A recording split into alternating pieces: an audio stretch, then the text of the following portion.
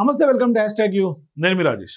So ఇప్పుడు భారతదేశంలో ప్రధానంగా ఎన్నికల కమిషన్ మీద అనేక అనుమానాలు పెద్ద ఎత్తున ప్రతిపక్ష పార్టీలు లేవనెత్తుతూ ఉన్నాయి. మరోవైపు ఈవీఎంల్లో గోల్మాలు, అట్లాగే ఎన్నికల లిస్టులో అంటే ఓటర్ లిస్టులో కూడా గందరగోళం ఉన్నటువంటి పరిస్థితుల్ని, వాస్తవాల్ని పూర్తి స్థాయిలో తెర మీద తీసుకొచ్చి ఆరోపణలు చేస్తున్నారు. పెద్ద ఎత్తున వివాదాస్పదం అవుతుంది. మరోవైపు ఖచ్చితంగా ఈవీఎంల మీద అనేక అనుమానాలు, ఎలక్షన్ కమిషన్ యొక్క పనితీరు పైన కూడా కొంత అభ్యంతరాలు వ్యక్తం చేస్తున్నారు. సో ఈ నేపథ్యంలో ఒక రకంగా చెప్పాలంటే ఈసీకి ప్రతిపక్ష పార్టీలకి ఒక యుద్ధమే నడుస్తోంది. మరోవైపు పెద్ద ఎత్తున అఫిడవిట్ వ్యవహారంలో కూడా కొంత చర్చ జరుగుతోంది. ఈసీ ఖచ్చితంగా గందరగోళాలు ఏమీ లేవు, స్పష్టంగా ట్రాన్స్పరెంట్గా జరుగుతున్నాయని అఫిడవిట్ కనుక ఇస్తే ఖచ్చితంగా ప్రతిపక్ష పార్టీలు కూడా కొంత అఫిడవిట్లు ఇచ్చేందుకు కూడా రెడీ అనే అంశం కూడా తెర మీదకి వచ్చింది. సో ఇటువంటి సందర్భాల్లో ఇప్పుడు అసలు ఎన్నికల్లో ఈవీఎంలు రద్దు చేయాలి అనే డిమాండ్ ప్రధానంగా వినిపిస్తోంది, తెర మీదకి వస్తోంది. పెద్ద ఎత్తున ఈవీఎంల మీద అనుమానాలు వస్తున్నాయి. వీవీప్యాట్ల మీద కూడా, ఆ లెక్కింపు పైన కూడా కొంత అనుమానాలు ఇవాళ రాజకీయ పార్టీలని వ్యక్తం చేస్తున్నటువంటి నేపథ్యంలో వాటిని రద్దు చేస్తూ చాలా వరకు డిమాండ్ తెర మీదకి వస్తుంది.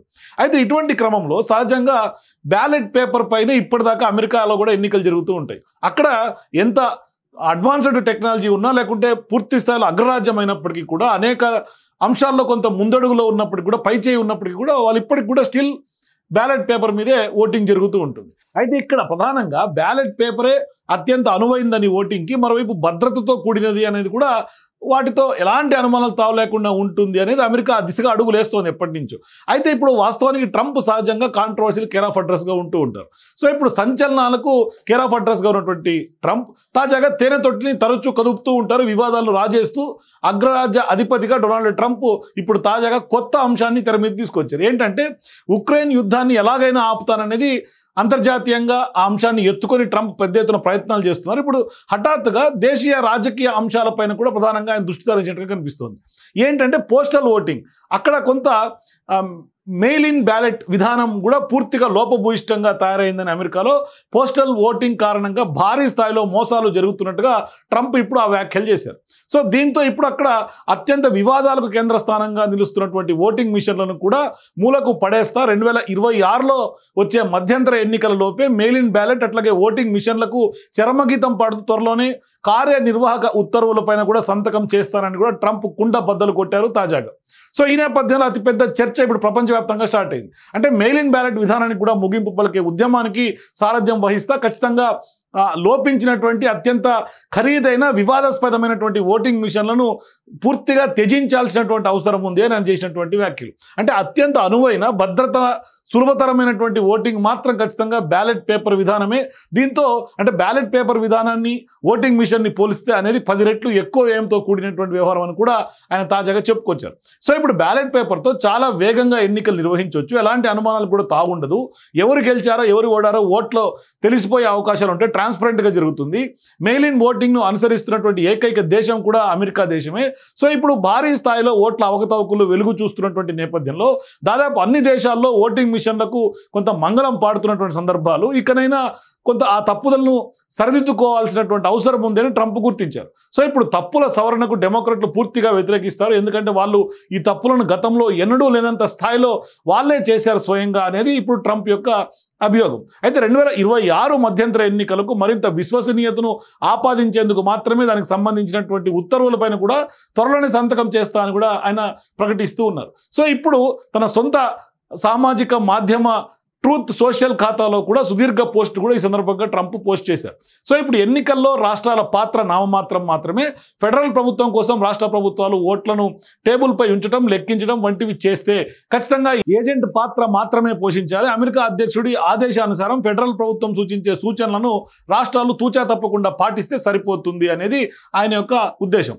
అలా ఉంటేనే దేశానికి మంచిది. అంతేకాని విప్లవ భావజాలు, విపక్ష పార్టీలు సరిహద్దులు తెరవాలని డిమాండ్లు చేయటం, మహిళలు, క్రీడా, ట్రాన్స్జెండర్ల మాటను పురుషులు పాల్గొనేలా చేయటం వంటివి కూడా ప్రోత్సహించకూడదు.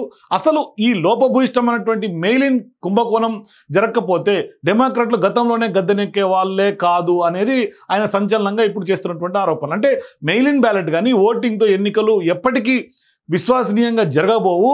అట్లాగే ఈ విషయం ప్రతి ఒక్కరికి ముఖ్యంగా డెమోక్రాట్లకు బాగా తెలుసు. అమెరికా ఎన్నికల ప్రక్రియ విశ్వసనీయత సమగ్రత తెచ్చేందుకు రిపబ్లికన్ పార్టీ నేతలతో కలిసి తాజాగా ఎంతకైనా తెగించి పోరాడతా అంటూ కూడా ట్రంప్ ప్రకటించారు. ఇప్పుడు మెయిల్ ఇన్ బ్యాలెట్ అనేది పూర్తి మోసపూరితమైనటువంటి ప్రక్రియగా ఆయన ఇప్పుడు చెప్తూ ఉన్నారు. ఇక ఓటింగ్ మిషన్లను ఉపయోగించడం అనేది కూడా మొత్తంగా ఎన్నికల ప్రక్రియను వినాశనం చేయటమే, అంటే ప్రక్రియను పూర్తిగా ధ్వంసం చేయటమే. సో ఇక వీటికి ఖచ్చితంగా ఎండ్ కార్డ్ వేయాల్సినటువంటి సందర్భాలు వచ్చినాయని ట్రంప్ చెప్తూ ఉన్నారు. అంటే ఒక రకంగా అమెరికాలో కూడా పారదర్శకంగా నిజాయితీగా ఎన్నికలు నిర్వహించాలనే ఒక డిమాండ్ పెరుగుతోంది. బలమైనటువంటి దుర్భేద్యమైనటువంటి సరిహద్దులు లేకుంటే మనకంటూ ఖచ్చితంగా ఒక దేశం కూడా మిగలదు అని కూడా ట్రంప్ అమెరికన్లను ఉద్దేశించి తాజాగా చేసినటువంటి కామెంట్స్. సో ఇటువంటి సందర్భాల్లో ఇప్పుడు ట్రంప్ కొంత కళ్ళు తెరిచి మెయిలింగ్ విధానాన్ని కానీ ఓటింగ్ మిషన్లను కానీ కొంత రద్దు చేసే దిశగా అడుగులు వేస్తున్నారు. అంటే మరి ఇప్పుడు తాజాగా ఇండియాలో కూడా ఇటువంటి డిమాండ్ ప్రధానంగా కనిపిస్తుంది. అంటే ఈవీఎంల మీద అనుమానాలు వ్యక్తం చేస్తున్నారు, వీవీప్యాట్ల మీద కూడా అనుమానం వ్యక్తం చేస్తున్నారు,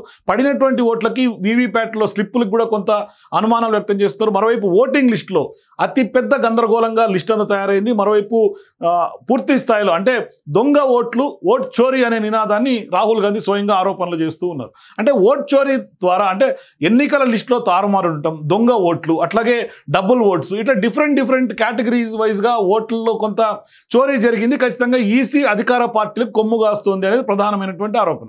ఇటువంటి సందర్భాల్లో ఇప్పుడు సుప్రీంకోర్టులో కూడా గతంలో అనేక సందర్భాల్లో ఈసీ పైన కాంగ్రెస్ పార్టీ పోరాటం చేసింది. మరోవైపు రాహుల్ గాంధీ వర్సెస్ ఈసీగా యుద్ధం నడుస్తోంది.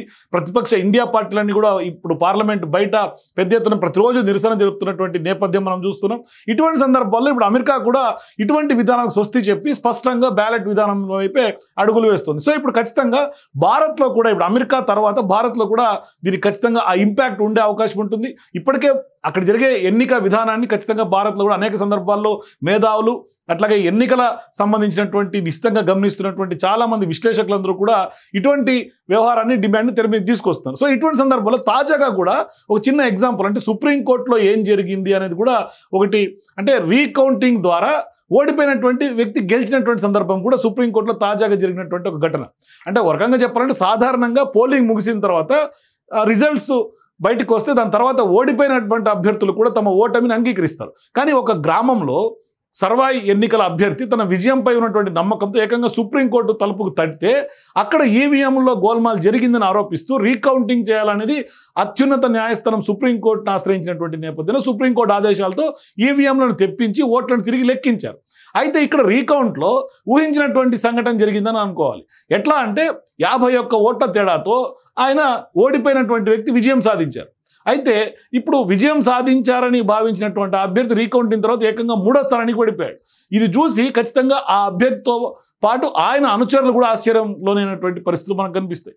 అంటే ఓడిపోయిన అభ్యర్థి గెలిచారనే వార్త ఓ రకంగా షాక్ గురి చేసింది.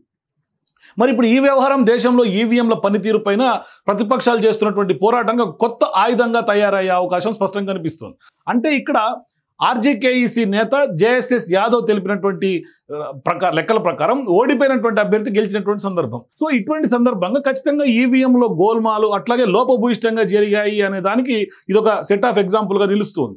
అంటే ఇక్కడ ఖచ్చితంగా పూర్తిగా ప్రజాస్వామ్యానికి విరుద్ధంగా చండీగఢ్లో ఇలాంటి కేసు జరిగినప్పటికీ కోర్టు తిరస్కరించినట్లుగా కూడా ఆయన చెప్పుకుంటూ వచ్చారు కోర్టులో. మరి ఈ పరిణామం ఖచ్చితంగా మొత్తం ప్రజాస్వామిక వ్యవస్థపైనే అనుమానాలు రేకెత్తిస్తోంది. మరోవైపు ఈసీ పనితీరు పైన కూడా, మరోవైపు ప్రతి ఒక్కరూ ఈవీఎంల పనితీరు పైన కూడా జాగ్రత్తగా ఉండాలనేది కూడా ఇప్పుడు ఆయన గెలిచిన తర్వాత హెచ్చరిస్తూ ఉన్నారు. ఈ సంఘటన ఖచ్చితంగా ఈవీఎంల యొక్క విశ్వసనీయత పైన పెద్ద ఎత్తున చర్చకు దారితీసే అవకాశం స్పష్టంగా కనిపిస్తుంది. సో ఇటువంటి సందర్భాల్లో ఒకవైపు ప్రతిపక్షాల పోరాటం, మరోవైపు తాజాగా సుప్రీంకోర్టులో వచ్చినటువంటి ఈ తీర్పు, రీకౌంటింగ్ తర్వాత ఓడిపోయినటువంటి వ్యక్తి గెలవటం, మరోవైపు ప్రతిపక్షాలు పెద్ద ఎత్తున ఓటర్ లిస్టులో గోల్మాల్ ఆరోపణలు చేస్తున్నారు. మరోవైపు స్పష్టంగా అనేక అనుమానాలు, దాదాపుగా 9 నుంచి 10 అనుమానాలు పూర్తి స్థాయిలో ఎక్కడెక్కడ ఏ స్టెప్లో జరిగినాయి అనే అనుమానాలు వ్యక్తం చేస్తున్నారు. మరోవైపు ఇప్పటికే అఖిలేష్ యాదవ్ లాంటి వాళ్ళు 18,000 అఫిడవిట్లు కూడా దాఖలు చేస్తారు. అయినప్పటికీ కూడా ఎటువంటి రెస్పాన్స్ లేదు. మరోవైపు ఇప్పుడు అమెరికాలో ట్రంప్ కూడా ఇప్పుడు పూర్తిగా ఎలక్ట్రానిక్ ఓటింగ్ సంబంధించి అవంతా కూడా బాయ్కాట్ చేస్తా కేవలం బ్యాలెట్ విధానానికి ఆయన తాజాగా ఉత్తర్వులు కూడా సంతకం చేస్తాను, ఖచ్చితంగా కార్యనిర్వాహక ఉత్తర్వులు జారీ చేస్తా అని చెప్పడం, మరోవైపు ఆయన ఇప్పుడు ఎంట్రీ ఇస్తున్నటువంటి నేపథ్యంలో ఖచ్చితంగా ఇది భారతదేశాన్ని ఒక రకంగా ఎన్నికల సంఘాన్ని, భారతదేశాన్ని పూర్తి స్థాయిలో కుదుపు అంశంగా భవిష్యత్తులో తయారయ్యే అవకాశం ఉంది. ఇప్పటికే ఇండియా కూటమి పార్టీలన్నీ కూడా ఎన్డీఏని, ఈసీని ఇవాళ యుద్ధం చేస్తూ కట్టడి చేస్తున్నటువంటి నేపథ్యం మనం చూస్తున్నాం. మొత్తం మీద భవిష్యత్తులో ఈసీ కానీ లేకుంటే అధికార పార్టీ బీజేపీ పాచికలు పారేలా కనిపించలేదు. పెద్ద ఎత్తున ఇప్పుడు ఖచ్చితంగా ఇరుక్కోవాల్సినటువంటి పరిస్థితులు రోజు రోజుకి దగ్గర పడుతున్నటువంటి నేపథ్యం మనకు కనిపిస్తుంది. సో మొత్తం మీద మీరు కూడా భారతదేశంలో ఇప్పటికే ఈసీ అట్లాగే ఈవీఎంల మీద అనుమానాలు వ్యక్తమవుతున్నటువంటి నేపథ్యంలో ఇప్పుడు అమెరికా అగ్రరాజ్యం లాంటి ఆ దేశం కూడా ఇప్పుడు పూర్తిగా బ్యాలెట్ విధానంలోకి వస్తున్నటువంటి సందర్భంగా భారత్లో కూడా రావాల్సినటువంటి అవసరం ఎంత మేరకు ఉంది, ప్రతిపక్షాల డిమాండ్ ఎంతవరకు కరెక్ట్? మీ అభిప్రాయాలు కింద కామెంట్స్ తెలియజేయండి. For more videos please watch #.